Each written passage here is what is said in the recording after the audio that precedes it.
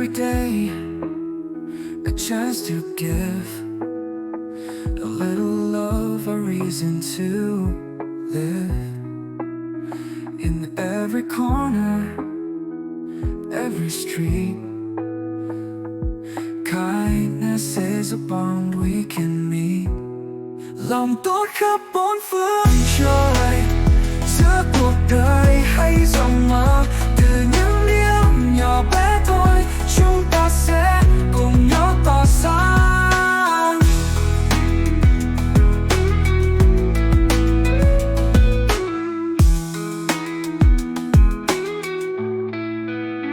A helping hand, a listening ear.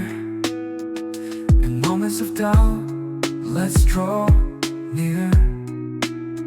With every action, let's plant a seed. In a world where kindness is our creed. Lòng tốt khắp bốn phương trời, giữa cuộc đời hay dòng mơ. Từ những điều nhỏ bé thôi, chúng ta sẽ cùng nhau tỏa sáng.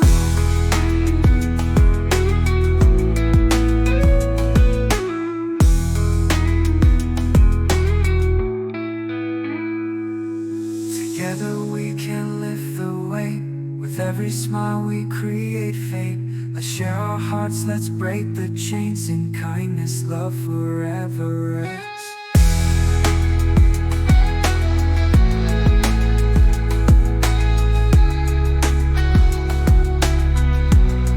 Lòng tốt khắp bốn phương trời, giữa cuộc đời hay dòng mơ. Từ những điều nhỏ bé thôi, chúng ta sẽ cùng nhau tỏa sáng. Kindness everywhere, let it grow. In every heart, let the love flow. Hand in hand, let's pave the way for a brighter, kinder day.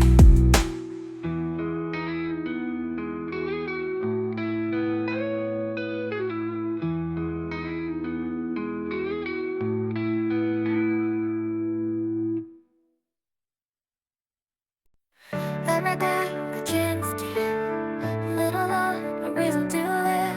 In every corner, every street, kindness is a bond we can meet. Lòng tốt khắp bốn phương trời, giữa cuộc đời hay dòng mơ. Từ những điều nhỏ bé thôi, chúng ta sẽ cùng nhau tỏa sáng. Chúng ta sẽ cùng nhau tỏa sáng. A helping hand, a listening ear. In moments of doubt, let's draw near. With every action, let's plant a seed. In a world where kindness is our creed. Lòng tốt khắp bốn phương trời, giữa cuộc đời hay dòng mơ. Từ những điều nhỏ bé thôi, chúng ta sẽ cùng nhau tỏa sáng. A helping hand, a listening ear. In moments of doubt, let's draw near.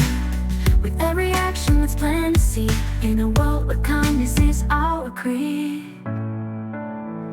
Lòng tốt khắp bốn phương trời, giữa cuộc đời hay dòng mơ.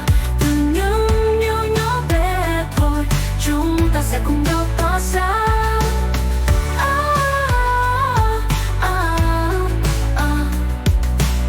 A helping hand, a listening ear. In moments of doubt, let's draw near. With every action, let's plant a seed. In a world where kindness is our creed. Together, we can lift the weight.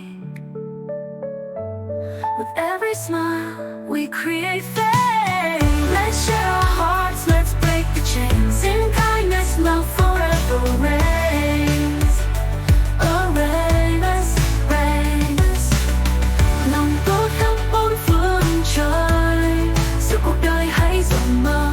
Từ những điều nhỏ bé thôi, chúng ta sẽ cùng nhau tỏa sáng. Kindness everywhere, let it grow. In every heart, let the love flow. Hand in hand, let's pave the way for a brighter, kinder day.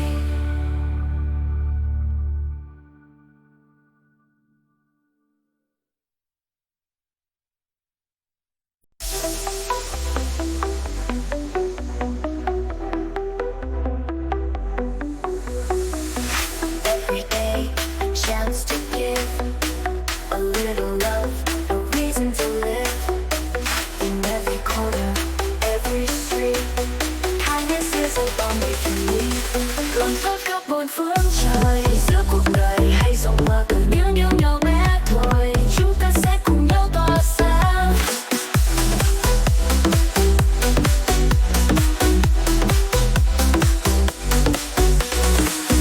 Helping hand, a listening ear. In moments of doubt, let's draw near. With every action, let's plant a seed. In a world where kindness is a creed. Lòng tốt khắp bốn phương trời. Giữa cuộc đời hay rộng mở từ những điều nhỏ bé thôi, chúng ta sẽ cùng nhau tỏa sáng. A helping hand, a listening ear. In moments of doubt, let's draw near. With every action, let's plant a seed. In a world where kindness is our creed. Không cần cầu kỳ, chỉ cần chân thành, giúp đỡ nhau, đừng nghĩ đến lợi danh.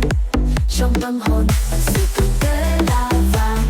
Chúng ta cùng nhau vượt qua bão giông. Lòng tốt như gió thổi bay muôn phiền, dẫu đường dài hiện tại những bước đi. Chỉ cần ta tin rồi mọi thứ sẽ đến. Khắp thương ngời, và lòng tốt sẽ nở hoa. Lòng tốt sẽ nở hoa. Lòng tốt khắp bốn phương trời. Giữa cuộc đời hay rộng mở từ những điều nhỏ bé thôi, chúng ta sẽ cùng nhau tỏa sáng.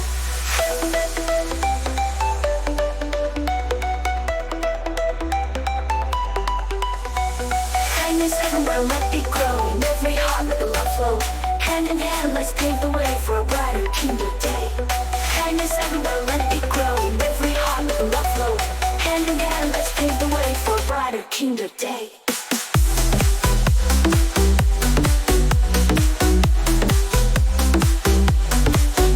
Bốn phương trời,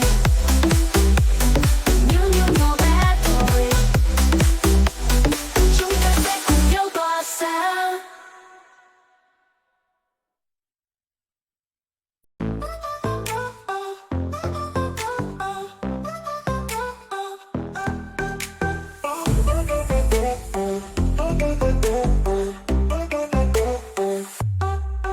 Every day, a chance to give a little love, a reason to live. In every corner, every street, kindness is a bond we can meet. Lòng tốt khắp bốn phương trời. Giữa cuộc đời hay rộng mở từ những điều nhỏ bé thôi, chúng ta sẽ cùng nhau tỏa sáng.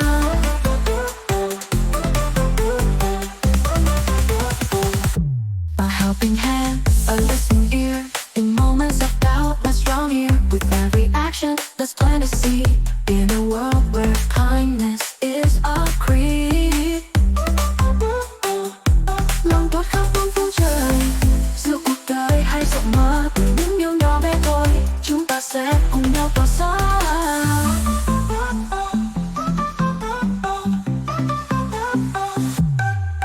Ai hãy cùng nhau tỏa yêu thương. Những nụ cười anh ngát rạng ngời. Mỗi hành động nào như ngọn lửa bùng cháy, góp phần thắp sáng cho thế giới này. Không cần cầu kỳ, chỉ cần chân thành, giúp đỡ nhau, đừng nghĩ đến lời danh. Trong tâm hồn, sự thực tế là vàng. Chúng ta cùng nhau vượt qua bão giông. Lòng tốt như gió thổi bay một phiền, dẫu đường dài từng ngày ngàn bước đi.